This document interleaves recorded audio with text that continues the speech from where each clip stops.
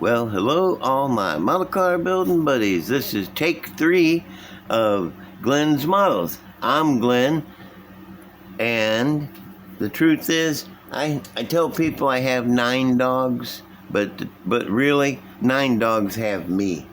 I'm just their butler. Okay, and major food maker. Where am I going to go from here? Oh, my buddies at Dun, dun, Spotlight Hobbies, right there. See them? They got a bunch of new stuff in. I'm gonna let you know about before I go on.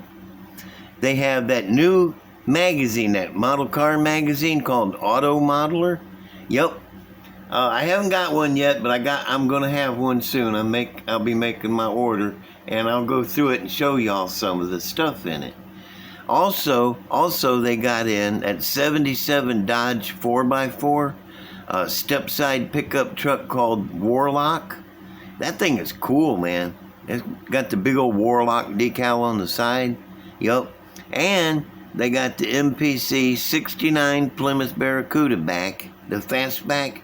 They got that in stock. Excuse me. And the latest cartoon. Darn it, the acid reflux is no fun. They also, darn it. Okay, give me a minute here to quit burping. All right, now I'm going to try one more time. They also got the latest cartoons magazine, Peterson Publishing Cartoons. Yeah, I love cartoons, man. I've been reading that book all my life. Okay, now we're going to go with a shop card shout out for Mark, the mediocre modeler. First off, let me assure you that he is not mediocre. He does some really fine work, makes fine videos, and he's a fine dude. Okay, now let me go with what I was going for. Is a while back, I forget who instigated it. I'm sorry, but somebody started a thing, Gasters for Glenn. And let me tell you right off the bat, I'm not worthy. And I'm not. But he went ahead anyway and built Gaster for Glenn. How cool is this? This is one of the neatest things I have ever gotten from anybody, ever. It's a beautiful model. Oh, if you'll watch his last video, or his video on this, he had it like this, and he said, I'm going to mail it like this, because really, if you put it together, it'd look like this when it got here anyway, through the mail. And I'll stick it together. I had it stacked up, and it looks beautiful. I'll put it together and have it on my show. My next one, Sunday morning probably. And you'll see it. This thing is cool, man. He built one heck of a cool Gaster. Let me see. What was I going to say? Oh, and if you'll notice, it's almost the same car as on his thing. It's got the porthole in the hood here. It's almost the same color, and it's got the same headers coming. The same headers coming out there. They're here on the interior piece. Yeah, I love this thing. This thing is special. What I like best about it, it is completely different from all my Gasters. It'll stand out in the case, I guarantee it. Anybody looks at my case and say, hey, that one's cool too. And that's what I like about it. It don't look like I built it. It looks like it was built by somebody cool, And I love it. I'm going to put it in my case, give it a special spot, and keep it around and cherish it forever. Now I'm going to have to take parts down off of here, which is going to take me a second because there's a few parts and I don't want to break nothing, so I'm being a little careful, which is not, my way of doing things, as y'all have noticed probably. I like just chunk stuff around. This is going to be difficult, but I'll get it. I'll get them headlights working. I wouldn't change a thing. See, when I got it, I looked at this motor and I thought, man, I might throw I might throw a distributor on there and some wires. No way, nope. You wouldn't go, this is a work of art, and you wouldn't go into the Louvre and up to the Mona Lisa and draw the other half of her smile on there. You know, it's just not done. It's not cool. So I wouldn't dare change a thing on this, because I want it just the way he made it, and I will keep it and cherish it forever. Now, let me see, where was I? Model car 1589. I wish I had gotten his shop card out ahead of time, which I haven't. It's over. I got a stack of shop cards like this. I love shop cards. And he asked a question. He said, how do you go about coming up with your next build? How do you plan it out or something? My memory is so bad. I just watched it a little while ago, you know. But I'm going to try to, if I can't answer that question, maybe it'll be a different answer to a different question, and y'all might enjoy it anyway. Yeah, when I want to build something, first off, I get the idea of what I want to build, like this. Okay, this came at me in stages. I got that kit, the 68 Coronet, and it came with the U-Haul trailer. And when I got the trailer out, I looked at it and I said, man, that looks just like old-timey record bed. How cool is that? I think I'll build an old-timey wrecker out of it.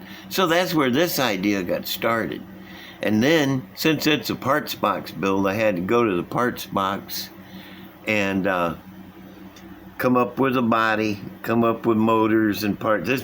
This motor is built out of all kinds of different parts, and fenders and suspensions, and yeah, but I build on the fly. I have a picture in my head of what I want this to look like, and if it looks like that when it's done, so much the better.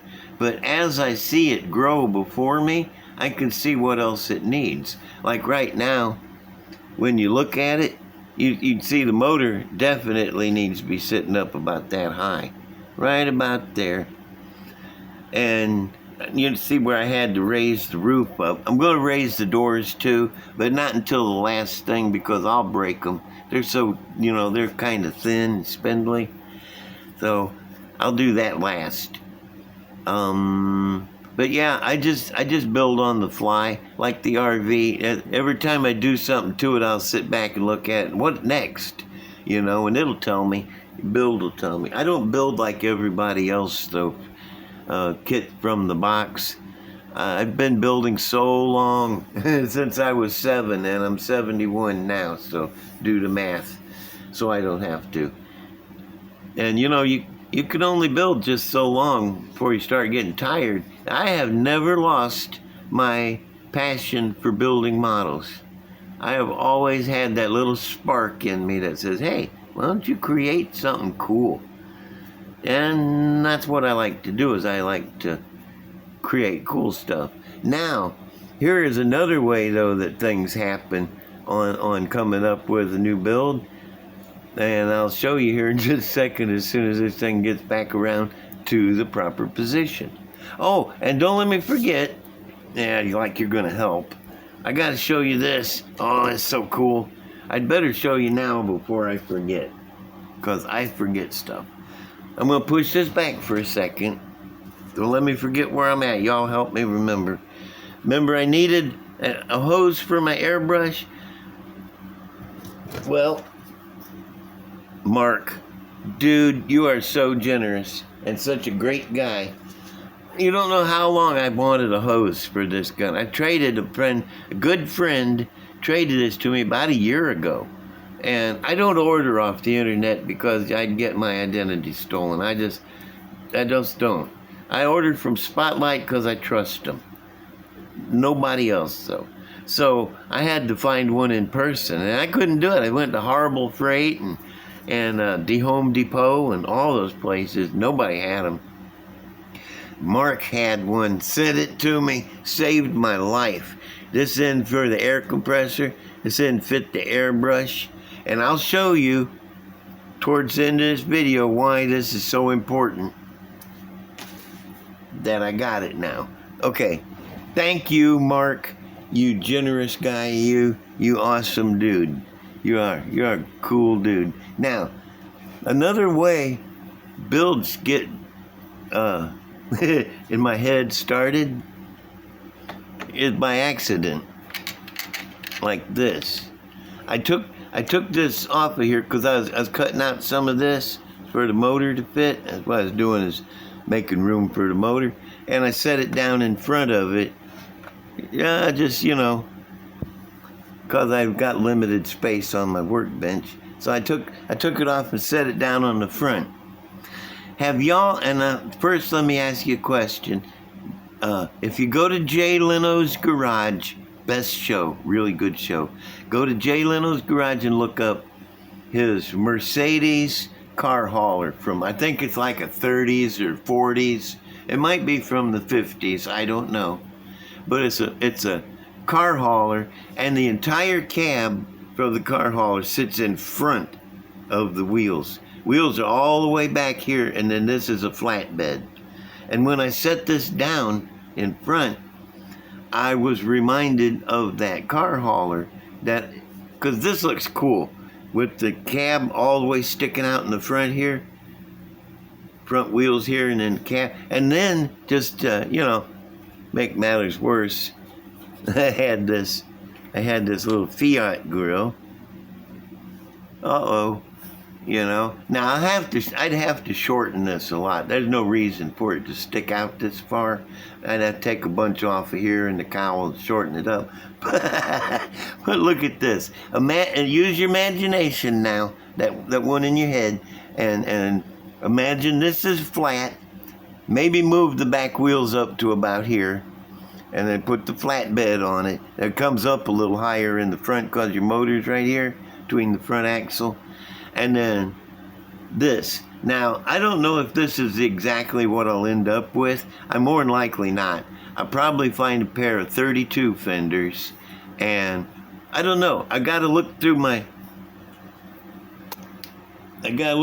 stash over here of all my models and pick out something that I can rob the cab off of, and something else I can rob the fenders off of.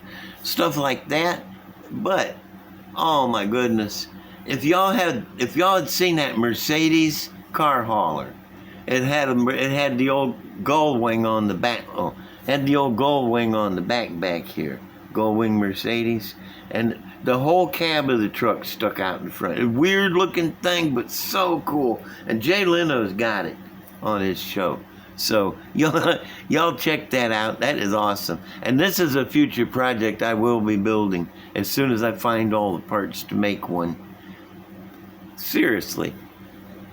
I know it'd take a bit of imagination right now to imagine that cab sticking out in front of the wheels like that. But what are you gonna do? I'll do it. You'll see it. It'll be cool. I promise. If I can get this to... Okay, now I gotta set this over here because I'm bringing out my Gene Simmons, oh my goodness, Gene Winfield fade jobs. And this one is a Futura. Well, it started as a Batmobile, and I had to fill in the wheel wells. It had the arches. I filled that in. And I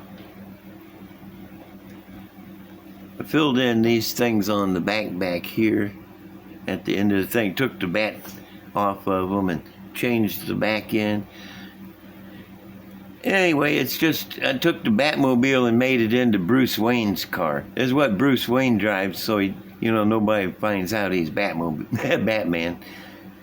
I don't know what that thing in the grill came from, but when I stuck it in there, I liked it and I left it there. Got the blown engine with 6 carbs. Anyway, I was going to show you where I messed up on this, but I'm not sure this is what I messed up on. I just grabbed a bunch of my fade jobs to show. This is cool. I like the colors on this. It's pearl white, and then I went along the edges with yellow, pearl yellow, and then a little bit of green pearl right down through the middle here on the edge and down through the center of the top. No, this one looks like it made it through the fade pretty good. Not all of them. Not all of them. Here's, let me see. This one. If you'll notice, the fade is kind of thin.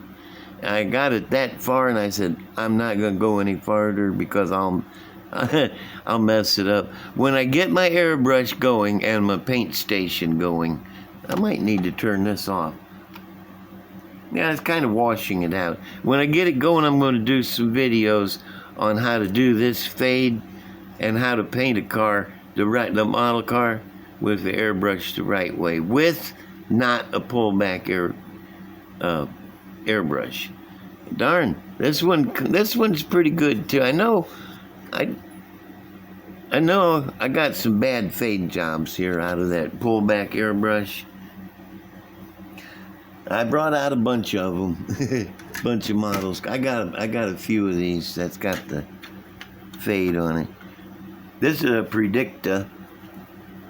Oh yeah, and you can see it obvious right here where I don't know what happened there. Seriously, that looks like damage. What it looks like. This is another one that was pearl white with yellow pearl, and then green pearl. Huh. You know, in my memory, all of these were messed up pretty bad. That is messed up right there. I need to redo this. This side looks good, though. That's a good fade there. Okay, well, let's try another one. I have several. Oh, I know this one's messed up. This is a Oldsmobile. Yeah, if you look at the stripes, if you look at those two stripes, they are horribly not matched up well. Get back out of the way, Jigger. As you can see, there's blotches right here, and this one's thin and goes that way, and splotchy here, splotchy here. That's just terrible. Now see, if I'd had the good airbrush, the single stage, I could have went over here next to it on this panel, adjusted it to where it got me a line this wide, and went, "Jah, jah." You never try to do this in one swipe. That's something I'll tell you about when I show you how to do this fade. You do not try to do it all at once. You got to ease into it. Anyway, yeah, you can see this one's cruddy. That's really cruddy, those two stripes down the side. I'm embarrassed to show it. I'm not embarrassed to show the model. The model is cool. It's an Oldsmobile. Got it clipped with got the chassis clipped with the big wheels in the back. Got some headers, Bluetooth drive shaft. What kind of motors it got in it? I ain't been showing the motors in these. Well, the Predicta and Bruce Wayne's car doesn't actually have a motor in it. Oh, hey, this is one of those. Remember I was telling you a while back that these round blowers, see how it's narrow at the bottom as it is on the top, kind of roundish, and it's sitting on a split manifold, you know, tunnel ram. That's it, tunnel ram manifold. Sometimes words just don't come up. Bottom half of the tunnel ram, top half of the tunnel ram. Much taller motor, see? Gets it up out of the engine compartment and through the hood where it belongs. Okay, now this model, the round 2, sometime this year, I think August, September maybe, they got this coming back out as a funny car. Yeah, it's the same deal. It's the same deal, the same car, but they moved the wheel wells up to here. And it's sitting on one of tube frames, and it may be flip up. I don't know. All I know for sure is that the wheel wells are moved up, and it's still got the same cool interior body treatment. this is cool. This is a really cool model, if I say so myself. And that's me saying it because, quite frankly, I recognize my voice. This one, on t'other hand, it's kind of okay on the fade. It's not really great, but it's there. Okay, well, this is the end of my show. Oh no, I gotta tell you, I have this cool story. I'm gonna tell it anyway. What the heck? If y'all got time. When I was 18, I was working my first job, man. I was working 40 hours a week for, I think, $1.73 an hour. And I was bringing home $75 a week. Man, that was big money for me. That was my first job. Okay, and up until then, I'd been buying my models $1 or $2 a piece, for that first, how many years, since I was 7 to 18 anyway. That's how I bought my models, one at a time, every week, one model with an allowance. Then when I got my job and my apartment was $7 a week, all utilities paid. Couldn't beat that. This is, let's see, when was I 18? 71. This was in 71. Okay? All right, make a long story even longer.